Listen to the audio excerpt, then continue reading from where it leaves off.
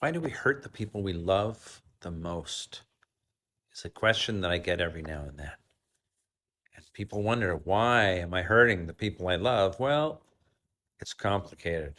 But ultimately, it's because you feel a lot.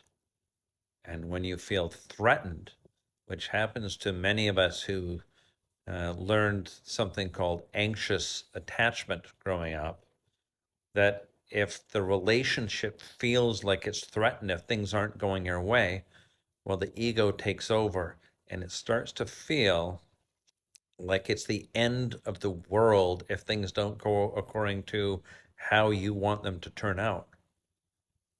And so our body feels like it's the end of the world. So the body feels like there's this epic threat happening and responds by going into fight or flight. If we allow our body to escalate into fight or flight, then we become dumber. We don't think things through. Where we lose connection with empathy and compassion, and it just becomes this survival moment where we have to get our way, or internally it'll feel like we'll die, but intellectually we know that's not true, especially afterwards when we come back to our senses.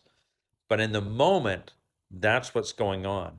And unless we're connected to our body so that we can soothe ourselves, stop and breathe slowly, right? Real key thing is shut your mouth, breathe through the nose. You get the sinuses condition the air so that you get 20% more oxygen into your body, into your brain, and things tend to slow down. So notice, get to know this part of you that escalates up to the point where you're going to harm the people you love, and then you can recognize when it's happening. But often you can go back generations and see all this stuff happening in our parents and our grandparents. What was going on there? And this isn't about blaming them. This is just acknowledging, oh, okay, that's in my nervous system. And the traumas that were in their bodies often get passed down into our bodies. Not all the time, and not to each sibling either. We receive them differently.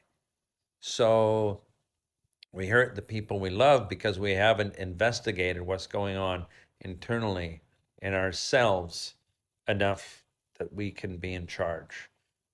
So our nervous system is in charge of us. Well, then we're way more likely just to harm the people we love.